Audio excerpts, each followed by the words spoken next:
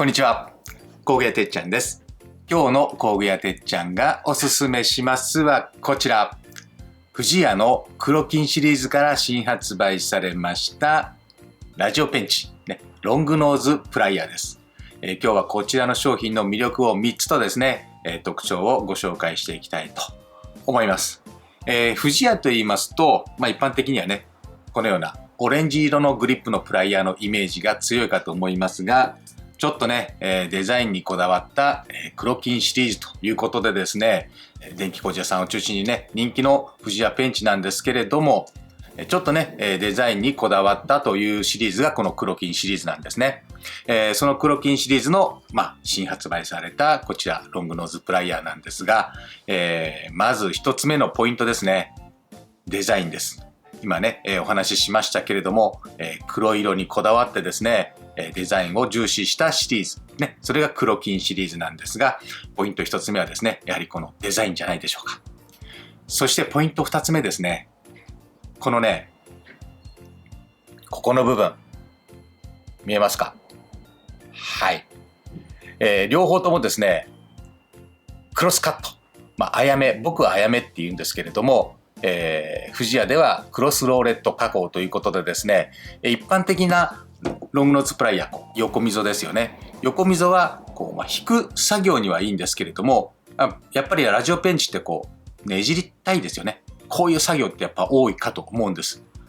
そんな時にですね、横溝だと滑ってしまいますが、このようなね、あやめですとしっかり保持してくれるということで、この黒金シリーズの、ラジオペンチはですね、クロスローレット加工、あやめになっているということなんですね。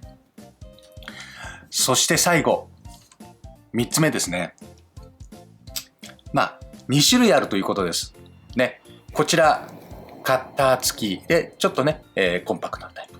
こちら、カッターなしで、ちょっとね、大きいタイプなんですね。これね、またそれぞれ特徴がありますんで、ちょっとこちらもご紹介しますね。はい、こちらね、黒金シリーズのロングノーズプライヤー2種類あります。こちらがね、カッター付き。で、こちらカッターなしなんですね。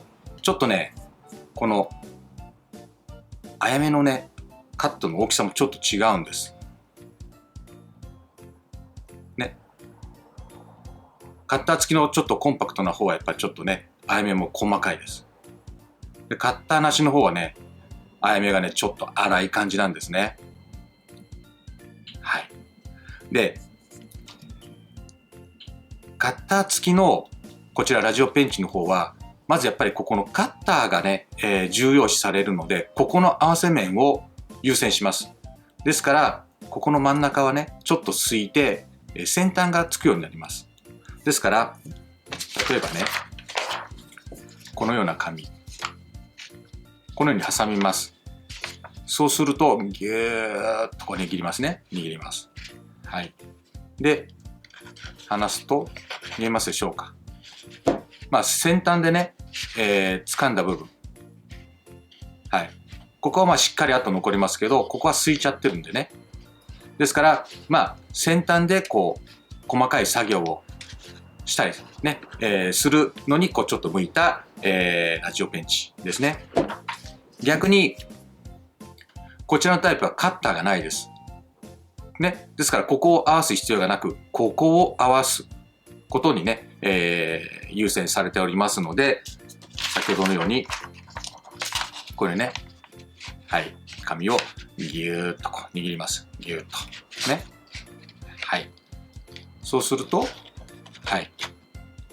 このようにですね、先端から真ん中の方までね、広い面でですね、しっかり、ね、あとついてますよね。はい。しっかり掴むことができますので、先端はもちろんですけれども、しっかりね、広い面を掴んだりとか、そんな作業をする方に向いているんじゃないでしょうか。ね。こんな感じでですね、2種類ありますが、それぞれ特徴があります。またこちら小さい方はですね、落下防止のね、ワイヤーをつけられるように、高所で作業をする方用にですね、このようなね、シャックルもついております。邪魔な場合はですね、これ、マイナスドライバーで取れますのでね、取っていただいてもいいかと思います。はい、いかがでしたでしょうか。そんなね、富士屋さんの黒金シリーズのロングノーズプライヤー、日本製のね、ラジオペンチ、プライヤーとしてですね、ちょっといいんじゃないかなというふうに思いましたので、今日紹介させていただきました。